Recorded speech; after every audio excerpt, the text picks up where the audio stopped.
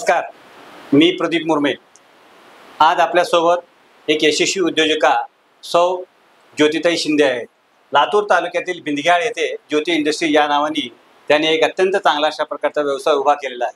तर याच पार्श्वभूमीवर आज आपण ताईंशी संवाद साधून त्यांची जी काही यशोगाथा आहे ते यशोगाथा जाणून घेण्याचा आपण प्रयत्न करतो। ताई नमस्कार। ताई, बिंदग्याळ हे जे काही छोटंसं गाव आहे, याच्या छोट्याशा गावामध्ये एक आपण व्यवसाय सुरू करावं अशा प्रकारची कल्पना म्हणा किंवा अशा प्रकारची प्रेरणा तुम्हाला जी मिळाली त्याबद्दल तुम्ही आम्हाला काय सांगाल? कुठून मिळाली तुम्हाला प्रेरणा? नमस्कार, माझं नाव ज्योती शिंदे, बिंदग्याळ इथले रहिवासी आहे मी। ही प्रेरणा मिळाली कशी आणि मिळाली त्याच्या पाठीमागचं खूप मोठं कारण आहे। कारण ग्रामीण भागामध्ये सॅनिटरी नॅपकिन ही उपलब्ध नसते आणि असले तरी सुद्धा किराणा दुकानमध्ये म्हणा किंवा जिथं जेंट्स असते तिथं कोणच आणायला जाणार नाही। ही खूप महत्वाची गोष्ट आहे। आणि सॅनिटरी नॅपकिन एका महिलेला म्हणा, एका किशोरवयीन मुलींना म्हणा, ही कितपत लागणारी गोष्ट आहे आणि कितपत गरजेची गोष्ट आहे हे तर सगळ्यालाच माहिती आहे। पण ह्याच्यावर कोण बोलायला, कोण काम करायला कोणाला म्हणजे आवडत नाही। आवडत का नाही तर ते त्याच्या मागची भरपूर कारणं आहेत। मी आशा कार्यकर्ती म्हणून काम करत होते 2009ला म्हणजे जॉईन झालेले होते। त्यावेळेस ज्यावेळेस मी घरोघर सर्वे करायला जात होते त्यावेळेस मी जवळून बघितलं एकदम की एखादी किशोरवयीन मुली वयात आली आणि तिला पहिली पाळी आली त्यावेळेस तिला होणारा त्रास, त्याच्या पाठीमागचं त्यांची चिंता आणि कपडा वापरल्यामुळे इन्फेक्शन हे मी स्वतःहून अनुभवले। त्या कारणावरून मला असं वाटलं की खरंच आपल्याला आपल्या गावामध्ये, आपल्या परिसरामध्ये काय कशाची गरज आहे आणि काय गरज आहे हे माझ्या डोक्यात होतं। म्हणजे हे डोक्यात विचार असताना देवाच्या कृपेने सुमन इंडस्ट्रीज म्हणून कलकत्त्याची आम्हाला जॉईन झाली आणि त्यांनी भरपूर ज्ञान दिलं ह्याच्यामधलं। तिथूनच आमच्या प्रेरणेला, आमच्या योजनेला सुरुवात झाली। आता तुमचा जो काही ज्योती इंडस्ट्री नावाचा जो काही उद्योग आहे तर त्या लघु उद्योगाबद्दल तुम्ही आम्हाला काय सांगाल? नेमकं काय काय प्रोडक्ट आहेत, काय काय उत्पादन आहे तिथं? सॅनिटरी जे काही नॅपकिन आहे, त्याच्यानंतर आणखी काहीतरी अगरबत्तीचं वगैरे काहीतरी मी ऐकलं, तर ते काय नेमकं तुमच्या उद्योगाबद्दल सांगा आता नेमकं काय आम्हाला? आम्ही 2018ला उद्योग सुरू केला सॅनिटरी नॅपकिनचा। 1 वर्ष अगोदर ट्रेनिंग घेतलं त्याचं। इथं सुमन इंडस्ट्रीनं लातूरला ट्रेनिंग दिली। 40 महिला कामाला आहेत सर आमच्याकडे आता। 40 जणांना रोजगार दिला तुम्ही? हो, 40 जणांना आपल्याकडे रोजगार आहे। आता 40 महिला आमच्या बचत गटातून, उमेद अभियानातून आम्हाला भरपूर मदत झाली। कोणतं बचत गट आहे त्याबद्दल पण जरा सांगा? उमेद अभियान। उमेद अभियानातून आम्हाला खूप काही मदत झाली। ज्यावेळेस आमच्या महिला संघटन होत नव्हतं त्यावेळेस आम्हाला बचत गटाची मदत झाली महिला संघटन करण्यासाठी। कारण कुठली पण महिला उठणार नाही 5-6 महिने ट्रेनिंग घेऊन पुन्हा पुढचं तिचं भविष्य तिला माहित होणार नाही की खरंच आपल्याला भविष्यात हाताला काम भेटणार आहे का न भेटणार आहे। आणि सगळ्या महिला आम्ही दररोज एकाच्या शेताला जाऊन काम करणारे होतो। आमचं काही ग्रॅज्युएशन झालेलं नाही, शिक्षण झालेलं नाही। माझं सुद्धा 10वी शिक्षण झालेलं आहे आणि जी माझ्यासोबत महिला काम करते त्यांचं 10वी 12वी अशाच महिला आहेत सगळ्या। आम्ही 6 महिने ज्यावेळेस ट्रेनिंग घेत होतो बऱ्याच अडचणी आल्या। पूर्ण अडचणीवर मात करून आम्ही ट्रेनिंग घेतली। त्यावेळेस कोरोनाचा काळ आला मध्येच, पण कोरोनाचा काळ सगळ्यांसाठी वाईट आला पण आमच्या महिलांसाठी खूप छान आला। आम्ही ज्यावेळेस ट्रेनिंग घेतली त्यावेळेस ह्याला इन्व्हेस्टमेंट जास्त होती। एवढी इन्व्हेस्टमेंट आहे हे मला सुद्धा कल्पना नव्हती। 25-26 लाख इन्व्हेस्टमेंट लागली। मी पण एक साधारण घरातली आहे सर, माझ्याकडे पण एवढा काही पैसा ते नव्हता। माझे पण मिस्टर किराणा दुकान, दूध डेअरी ते चालवत होते। 25 लाख मी कधी बघितलेले पण नव्हते आणि 25 लाखाची इन्व्हेस्टमेंट करायला महिला पण म्हणजे कोण असं म्हणजे सोबत करायला नको म्हणत होत्या, तुम्ही करा नंतर आम्ही त्याच्यामध्ये काम करतो। असं करत मग उद्योगाला कुठं तर थांबवण्यासाठी उमेद अभियानाची खूप मदत झाली आम्हाला। त्यावेळेस हिरकणी महाराष्ट्राची हे स्पर्धा होती तर तालुक्याचं आणि जिल्ह्याचं आम्ही आमच्या गटाने बक्षीस जिंकलं। ती 5 लाखाची आम्हाला अशी मदत झाली की पूर्ण कुठं सॅनिटरी नॅपकिनच्या युनिट आहेत, कुठं मशीन आहेत, कुठं रॉ मटेरियल आहे हे बघण्यासाठी आम्हाला खूप मदत झाली त्याची। ती मदत झाल्यानंतर पुन्हा आणखी येऊन आम्ही तिथंच थांबलो। बँक लोन देत नव्हती, मॉर्गेज मागत होती। ते मॉर्गेज मागत होती त्याच्यात आपल्या एका महिलेच्या आणि एकदम खेडेगावातल्या महिलेच्या नावावर काय राहणार आहे। त्यांनी म्हणत होते तुमचा सिटीला प्लॉट आहे का, ते मॉर्गेज करून आम्ही तुम्हाला लोन देतो। हे शक्यच नव्हतं ना, आम्ही तर करून खाणारे सर्वसाधारण घरचे होते। मग त्यावेळेस अडचण आल्यानंतर माझ्या भावाने 1 एकर त्याची शेती विकली। माझं माहेर, हो, पानचिंचोली माझं माहेर आहे अर्जुन कदम माझ्या भावाचं नाव आहे. त्यांनी 1 एकर माझ्या ह्या उद्योगासाठी 1 एकर शेती विकली आणि मला पैसे दिले. त्याच्यातून आम्ही उद्योग उभा केला. आता आज तुमचं जे काही उद्योग जे काही उभारलेला आहे, एक अत्यंत यशस्वी उद्योजका म्हणून आज आपण नाव रूपाला आलेलं आहात. तर आजची जी काही गुंतवणूक आहे, किती गुंतवणूक आहे आज? आता त्यावेळेस आम्ही 20-25 लाख गुंतवणूक केली होती. 20-25 लाख गुंतवणूक केली होती. त्याच्यावर आणखी आता आमची वरचीवर म्हणजे टर्नओव्हर वाढला, महिलांचं मार्केटिंग वाढली. मार्केटिंगला आम्हाला आणखी उमेद अभियानाची मदत झाली. जे आशा कार्यकर्ते असते त्यांच्याकडे आम्ही पॅड देतो, जे CRP ताई असते त्यांच्याकडे गावोगाव पॅड ठेवतो. असं पूर्ण लातूर जिल्ह्यात आपले पूर्ण पॅड आहेत. आणि लातूर जिल्ह्यातच न थांबता आमच्या बाकी 4 जिल्हे पण आम्हाला उमेद अभियानाच्या माध्यमातून जोडले गेले. आणि ते जोडले गेल्यानंतर कोरोनाचा काळ आला. कोरोनाच्या काळामध्ये प्रत्येक मोठे नोकरदार सुद्धा बसून होते, पण आमच्या महिलांना काम लागलं. मग हे सॅनिटरी नॅपकिन बनवायचं काम कमी पडलेलं म्हणून आम्ही अगरबत्त्या बनवायचं काम चालू केलं. रॉ अगरबत्ती बनवणे आणि रॉ अगरबत्ती पुढे परचेस करणे. सेंट आहे ते पुढचं आम्हाला करायला आम्हाला पैशाची अडचण होती. जे कोरोनाच्या काळामध्ये ज्यांचे मालक वारले त्या महिलांना सुद्धा आपण अगरबत्ती बनवण्यासाठी युनिटमध्ये म्हणजे कामासाठी घेतलं. आता उत्पादनाच्या बाबतीमध्ये, उद्योजका बाबतीमध्ये, की उत्पादन करणं सोपं आहे, परंतु त्याचं मार्केटिंग करणं फार अवघड आहे. हो सर. तर आता तुम्ही तर प्रत्यक्ष या व्यवसायामध्ये आहात, तुमचा काय अनुभव आहे आणि तुमच्या तुमचं जे काही माल आहे किंवा जे काही उत्पादन आहे त्याचं मार्केट कुठं आहे, त्याबद्दल नेमकं काय सांगाल तुम्ही आम्हाला? सर, उत्पादन करणं तिथपर्यंत मला वाटत होतं की आता युनिट टाकलं म्हणजे आमच्या महिला यशस्वी झालो, आम्ही यशस्वी होऊन शिखरावर जाऊन दाखवलो, पण अजिबात नाही. उत्पादन करणं, मॅन्युफॅक्चरिंग करणं खूप सोपं आहे, पण आपला ब्रँड दुसऱ्याच्या ब्रँडपेक्षा कसं आहे हे दाखवणं खूप कठीण आहे. आणि पैसा नसल्यानंतर तर इतकं कठीण आहे, तर कोणच आपल्या मालाला म्हणजे कोणच आपली तुलना कुणासोबतच करायला सुद्धा कोण तयार नसते. पण त्यावेळेस आम्हाला उमेद अभियानाची खूप मदत झाली. जे बचत गट आहेत, ज्या गावात जाईल, मी जगदंबा स्वयं सहायता समूहाची अध्यक्ष आहे आणि समृद्धी महिला प्रभा संघाची पण मी अध्यक्ष आहे सर. त्या अध्यक्षपदाचा 17 गावचे अध्यक्ष असण्याने मला खूप फायदा झाला सर. जिथं जिथं माझ्या ओळखी होत्या, जिथं जिथं माझ्या उमेद अभियानाचा एक स्टेज होता, प्रत्येक गावात मी गेल्यानंतर मला उमेद अभियानाच्या माध्यमातून स्टेज भेटत होता. उमेद अभियान एक असं आहे की एक घरोलू महिलांना सुद्धा पंख फुटतील आणि ते उद्योजक होईल. ह्याच्या मागची प्रेरणा बचत गटातली उमेद अभियानाची खूपच चांगली आहे. त्या माध्यमातून आमचे प्रत्येक गावात पॅड गेले. त्याच्यानंतर थोडं आमच्यात बदल पडला. मार्केटिंग मध्ये आम्ही अशा लातूर सारख्या शहरामध्ये, लातूर जिल्ह्याच्या बाहेर, लातूर काय सांगितलं मी, 4 आता लातूर जिल्हा सोडून धाराशिव, नांदेड, हिंगोली आणि बीड इथं आपले पॅड जातात सर. आता आपलं जे काही उद्योग आहे त्या उद्योगाचे वार्षिक उलाढाल नेमकी किती आहे, पैशामध्ये काय सांगते? पैशामध्ये सर म्हणलं तर 1-2-3 वर्ष अशी तशीच झाले आमचे, पण आता 10 लाखाच्या पुढे गेले सर आमचे वार्षिक उलाढाल. हो. आता तुम्हाला अनेक पुरस्कार मिळाले असं पण आम्ही ऐकले. हो सर. तुम्हाला जे काही पुरस्कार मिळाले त्याच्याबद्दल नेमकं काय सांगेल? किती पुरस्कार मिळाले आणि सगळ्यात महत्वाचा पुरस्कार तुम्हाला कोणता मिळाला आणि कोणत्या पार्श्वभूमीवर मिळाले, काय सांगता येईल? 2023 ला 8 मार्चला एक मला राज्यपाल साहेबांच्या हस्ते पुरस्कार भेटला. त्या पुरस्काराचा उद्देश होता की एक ग्रामीण भागातली महिला उद्योजका कशी बनली, ती कहाणी होती. ती कहाणी ऐकल्यानंतर सर त्यांच्या सुद्धा डोळ्यात पाणी आलं. मी ते ज्यावेळेस इथं बोलत होते त्यांनी म्हणले की ताई, आतापर्यंत मी भरपूर ऐकलं, भरपूर जणांचं ऐकलं, पण तुमचं बोललेलं माझ्या डायरेक्ट म्हणायला लागलं. हा, ती मला क्षण म्हणजे आणखी पण आठवते पुरस्कार म्हणल्यानंतर की म्हणजे आपण जे केलं, आपण जे भोगले. आणि मार्केटिंग करताना ना सर, अक्षरशः तुपडी गाव आहे निलंगा तालुक्यातलं, तिथं आम्ही डोर टू डोर मार्केटिंग केले सर. प्रत्येक जिल्ह्यात, आपल्या पूर्ण लातूर जिल्ह्यात. मग एक उदाहरण म्हणून सांगते, तुकडीला मार्केटिंगसाठी गेलो होतो, कोरोनाचा काळ होता. त्यावेळेस कोण महिला पण बाहेर, म्हणजे घरातले पण कोण बाहेर येत नव्हते, बाहेरच्याला पण कोण मध्ये घेत नव्हतं. तर त्यावेळेस जी माझी महिलांची टीम तिथं मार्केटिंगसाठी गेली होती, त्यांनी आवाज दिला, ताई कोणी आहे का मध्ये म्हणून. तर त्या महिलेला वाटलं की आता कोरोनाचा काळ आहे, कुणाला तर खायला नसेल, कोणी तर मागायला नसेल.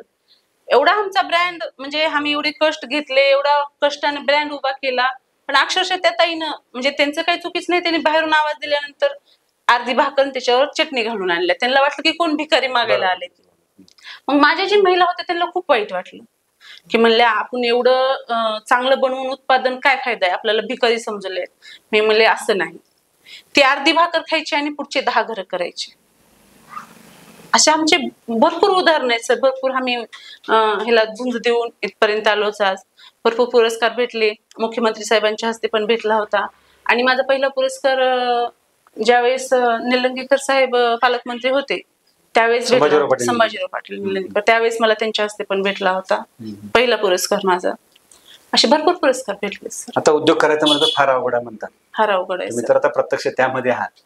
आणि त्यातल्या त्यात लघु उद्योग तर फारच अवघड आहे. फारच अवघड आहे. त्या लघु उद्योजिका म्हणून तुम्ही उद्योग चालवत असताना नेमके कोणत्या अडचणीने तुम्हाला सामोरे जावं लागत आहे? काय सांगाल? काय अडचणी आहेत नेमक्या या उद्योगामध्ये प्रकर्षाने तुम्हाला भासलेल्या किंवा जाणवलेल्या अडचणी?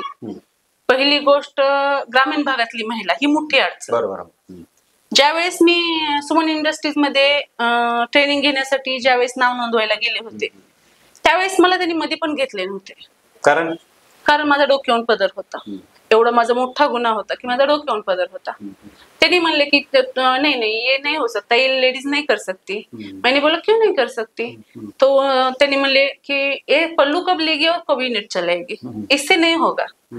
मैंने बोला पल्लू मेरे पास है, तुझे उसकी चिंता नहीं करना. मैंने भी ऐसा ही बोल दिया. म्हणजे मी पण असंच बोलले त्यांना की तुम्हाला काळजी करायची गरज नाही, की मी पदर कधी सांभाळणार, तुम्हाला तुमच्या कामाशी मतलब. इथून सुरुवात झाली सर. आणि एक तर शिक्षण कमी असलं, पण शिक्षण कुठं म्हणतात ना, मनात जिद्द असल्यानंतर शिक्षण पण कुठं आडवं येत नाही. माझं शिक्षण पण कुठं आडवं आलं नाही. मला 10वी असल्यामुळे 10वी आहे, पण ज्यावेळेस मी आता बोलते त्यावेळेस ग्रॅज्युएशन झालेले सगळ्या डिग्री घेतलेल्या महिला माझ्या समोर असते. आणि एक तर पैसा आणखी त्याच्यामध्ये ऍडव्हर्टाईज करणं म्हणा, आपल्या वारंवार आपल्या उत्पादनात वेगळेपणा आणणं. जे आता कसं आहे, हे बाजारपेठेत कसं झालंय, आज एक चलते तर लगेच 2 दिवसांनी दुसरी डिझाईन चलते. हे पैशाची अडचण. लघु उद्योग करायचं म्हणलं तर सर्वात जास्त पैशाची अडचण. आणि महिला उद्योजिका म्हणून काय अडचणी? महिला उद्योजका म्हणून वारंवार बंधन. मला माझ्या घरातून कधी काही बंधन भेटलं नाही. माझे मिस्टर खूप छान आहेत, माझ्या आत्याच्या घरीच मला दिलेलं आहे. त्याच्यामुळे मला घरून काही बंधन आलं नाही. पण समाजाचा बघण्याचा दृष्टिकोन, एक महिला ही काय करणार आहे, हिच्यानं काय करणं होणार आहे, एवढ्या 40 महिला घेऊन येणं जाते, ही काय कलेक्टर आहे का स्वतःला, असं वारंवार मला बोलून घ्यावं लागत होतं. एक महिला उद्योजका म्हणून बरेच जणांना तोंड द्यावं लागलं. सुरुवातीला तुम्हाला अनेकांनी टीका केल्या, हो, परंतु आता काय नेमका अनुभव? आता एक तुम्ही एक यशस्वी उद्योजिका, तर एक यशस्वी उद्योजिका असो ज्योतिताई शिंदे, नेमकं तुमचा काय अनुभव आहे? आता म्हणतात की तुम्ही आमच्या पण बायकोला हुशार करा. तुमचा हेवा वाटतो आता अनेकांना? हो, बरेच जणांना हेवा वाटतो. आमच्या पण बायकोना तुमच्यासोबत कामाला घ्या, आमच्या पण बायकोला हुशार करा. घरोघरी उदाहरणं दिले जाते की काय होतं त्यांच्याकडं, त्यांनी दुसऱ्याच्या. आणि अक्षरशः सर, ज्यावेळेस माझं लग्न झालं त्यावेळेस मी 1 वर्ष घरात थांबले फक्त, आणि दुसऱ्या वर्षापासून मी दुसऱ्याच्या शेतात कामाला जात होते. दुसऱ्याच्या शेतात मी रोजगार करायला जात होते सर. काय सांगता? हो, मी जे थळ असते तर त्याच्यातलं ऊस सुद्धा साळाय सर. आणि माझं पहिल्यापासूनच असं होतं की सगळ्या महिला 2-3 महिला मिळून एक गाडी साळायच्या. मी एक गाडी घ्यायचं आणि 2 दिवस का लागणार, पण मी एकटीच साळायचं. 25 रुपये रोजगार होता त्यावेळेस एक गाडी ऊस साळायला. ही सुद्धा काम केलेलं आहे. तर ती आता बघणारी म्हणतात की बघा, त्यांनी काय दुसऱ्याच्या शेतात कामाला जात होती, पण जिद्द, चिकाटी, कसं डोकं चालवलं, काय चालवलं, तुम्हाला थोडं तर घेता येते का त्याचं? तीच लोक ज्यावेळेस आम्ही टेम्पोत बसून ट्रेनिंगला जात होतो, ते बघायला जी लोक येत होते आम्हाला, काय ह्यांना वाटत होतं असं चाललेत तसं चाललेत म्हणायला, त्यांचंच आज खूप मला मार्गदर्शन पण आहे, मदत पण आहे. आणि आता म्हणजे मला अडचण हे काय असं मला म्हणजे माझे राहिलीच नाही माझी अडचण. म्हणजे तुम्हाला जे यश मिळाले, यशाचं श्रेय कोणाला देता तुम्ही? यशाचं श्रेय माझ्यासोबत जी महिला ठामपणे उभा टाकल्या त्यांना. एक माझी जाऊ पण आहे आणि मैत्रीण पण आहे, जी प्रत्येक जागी माझ्या सावलीसोबत माझ्यासोबत असते. तिला काय नाव त्यांचं? सुलभा शिंदे.